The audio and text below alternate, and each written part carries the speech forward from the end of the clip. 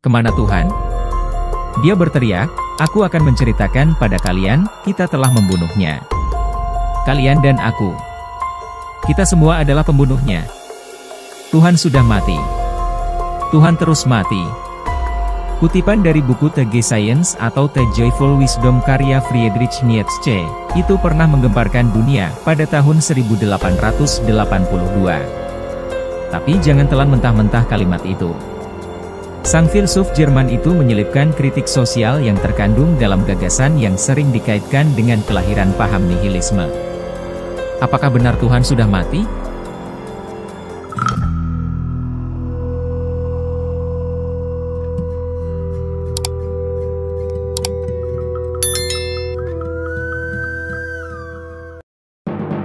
Tuhan telah mati? Dalam bahasa Jerman, yaitu Gott ist tot, adalah ungkapan yang paling lekat dikaitkan kepada Nietzsche. Namun ada ironi di sini, karena Nietzsche bukanlah orang pertama yang mengemukakannya. Penulis Jerman, yaitu Heinrich Heine mengatakannya lebih dulu. Tapi Nietzsche sebagai seorang filsuf yang memiliki misi pribadi untuk menanggapi pergeseran budaya yang dramatis dengan ungkapan Tuhan telah mati. Pada zaman itu banyak masyarakat yang menyalahgunakan agama untuk kepentingan pribadi dan kekuasaan semata. Para penganut agama sudah tidak mengandalkan Tuhan dalam kehidupan sehari-harinya. Di dalam buku tersebut ada suatu cerita orang gila, yang meneriakkan tentang kematian Tuhan. Tidakkah kamu telah mendengar seorang gila yang menyalakan lentera di pagi hari yang cerah, berlari menuju tempat kerumunan, dan terus-menerus berteriak, "Aku mencari Tuhan, aku mencari Tuhan." Ketika banyak orang yang tidak percaya pada Tuhan berdiri di sekelilingnya, kemudian dia mengundang gelak tawa. Apakah dia orang yang hilang? Tanya seseorang. Apakah dia telah tersesat seperti anak kecil? Tanya yang lainnya juga. Atau dia sedang bersembunyi? Apakah dia takut pada kita? Apakah dia orang yang baru saja mengadakan pelayaran? Apakah dia seorang perantau?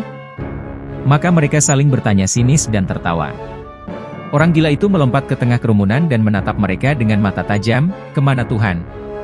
Dia berteriak, "Aku akan menceritakan pada kalian, kita telah membunuhnya. Kalian dan aku. Kita semua adalah pembunuhnya. Tuhan sudah mati. Tuhan terus mati." Hidup di dunia ini sangat tidak mudah. Manusia hidup di dunia diharuskan mengikuti aturan moral yang mutlak. Manusia memerlukan kebebasan dalam memahami dunia sebagai realitas tanpa peduli akan baik dan buruknya terhadap aturan moral yang mutlak. Makhluk hidup seperti manusia membutuhkan nuansa yang baru, nuansa yang lebih bebas untuk menemukan kreativitas yang ada di dunia. Manusia tidak bisa hidup hanya dengan mengikuti aturan moral yang ada. Manusia butuh kebebasan untuk melakukan hal apapun yang mereka suka. Sejak itulah Tuhan dianggap sudah tidak bermakna dan inspiratif. Bahkan Tuhan dianggap sebagai yang mengerikan di dalam mengamati dan memperhatikan manusia. Sehingga, ruang dan kebebasan manusia terpojokkan dan terbatas bahkan nyaris hilang. Pembunuh Tuhan yang sebenarnya adalah manusia. Manusia sendiri yang menggeser posisi Tuhan yang sebenarnya. Nietzsche juga menilai, bahwa Tuhan sudah tidak memiliki tempat di dunia yang modern sekarang ini. Jika dilihat sekarang di 2023, apa yang dianalogikan oleh Nietzsche sepertinya makin relevan. Isu agama jadi barang dagangan di partai politik yang mendekati Pilpres 2024. Pada akhirnya, agama pun hilang keasliannya dan wajah Tuhan pun tergeserkan dalam hati dan pikiran orang.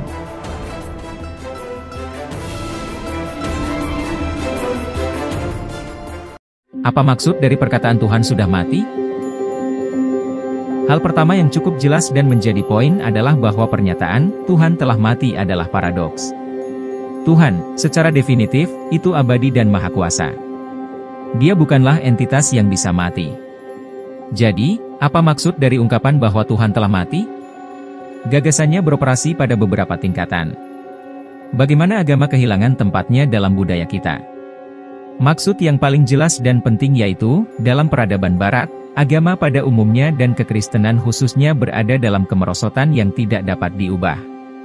Ia kehilangan atau telah kehilangan tempat sentral yang telah dipegangnya selama 2000 tahun terakhir. Ini berlaku di setiap bidang, dalam politik, filsafat, sains, sastra, seni, musik, pendidikan, kehidupan sosial sehari-hari, dan dalam kehidupan spiritual dari batin setiap individu. Seseorang mungkin keberatan, namun, tentu saja, masih ada jutaan orang di seluruh dunia, termasuk Barat, yang masih sangat religius. Ini tidak diragukan lagi kebenarannya, tetapi Nietzsche tidak menyangkalnya. Dia menunjuk ke tren yang sedang berlangsung seperti yang dia tunjukkan kebanyakan orang belum sepenuhnya memahami. Tapi trennya tetap tidak terbantahkan. Di masa lalu, agama sangat penting dalam budaya kita. Musik terhebat, seperti Bach Mass in B minor, bersifat religius dalam segi inspirasi. Karya seni terbesar dari Renaissance, seperti Telest Super karya Leonardo da Vinci, secara khusus bertema keagamaan. Kemudian ilmuwan seperti Copernicus, Descartes, dan Newton, adalah orang-orang yang sangat religius. Gagasan mereka tentang ketuhanan memainkan peran kunci dalam pemikiran para filsuf seperti Aquinas, Descartes, Berkeley, dan Leibniz. Seluruh sistem pendidikan diatur oleh semua gereja. Sebagian besar orang dibaptis, menikah dan dimakamkan oleh gereja, dan menghadiri gereja secara teratur sepanjang hidup mereka. Tidak satu pun dari hal-hal tadi benar lagi adanya.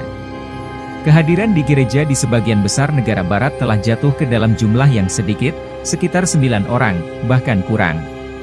Sekarang banyak individu lebih menyukai upacara yang sekuler, yang tidak bersifat keagamaan saat perayaan kelahiran, pernikahan, dan kematian.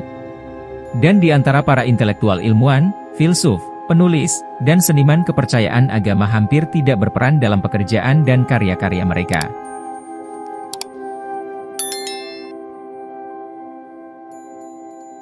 Apa penyebab dari kematian Tuhan? Jadi ini adalah alasan pertama dan paling mendasar di mana Nietzsche berpikir bahwa Tuhan telah mati.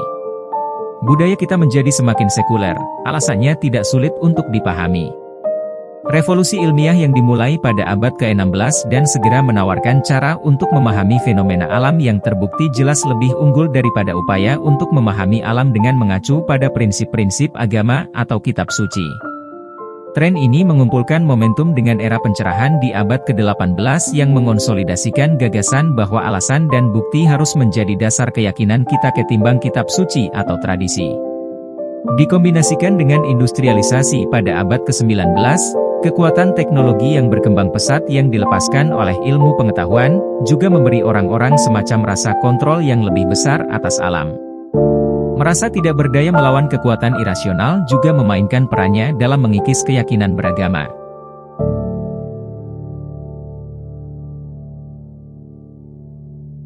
Bagaimana pemaknaan tentang Tuhan telah mati?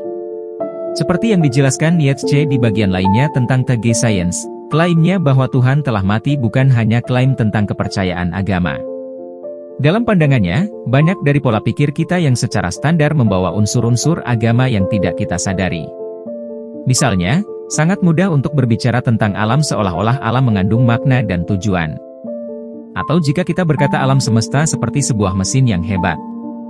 Metafora ini membawa implikasi yang halus bahwa mesin itu dirancang oleh seseorang. Mungkin yang paling mendasar dari semuanya adalah asumsi kita bahwa ada yang namanya kebenaran objektif. Yang kita maksud dengan ini adalah sesuatu seperti cara dunia akan digambarkan dari sudut pandang mata Tuhan, yaitu sudut pandang yang tidak hanya di antara banyak perspektif, tetapi adalah satu perspektif sejati yang tunggal. Bagi Nietzsche, semua ilmu pengetahuan harus berangkat dari perspektif yang terbatas.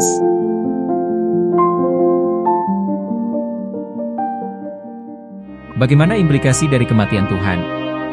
Selama ribuan tahun, gagasan tentang Tuhan, atau para dewa-dewi telah menjadi jangkar bagi pemikiran kita terhadap dunia. Ini sangat penting sebagai landasan moralitas manusia. Prinsip-prinsip moral yang kita ikuti, seperti jangan membunuh, jangan mencuri.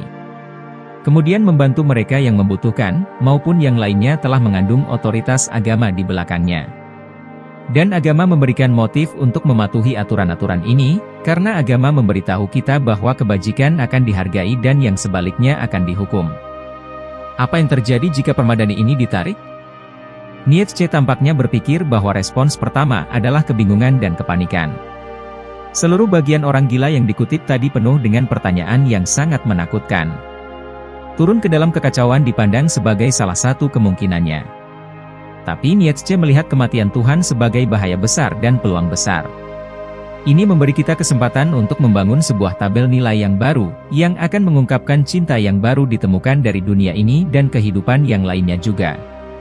Karena salah satu keberatan utama Nietzsche terhadap kekristenan adalah bahwa dengan memikirkan kehidupan ini hanya sebagai persiapan untuk kehidupan setelah kematian, sehingga pada akhirnya keagamaan merendahkan nilai kehidupan itu sendiri. Bagaimana menurut kalian? Ada tambahan? Silahkan tulis di kolom komentar.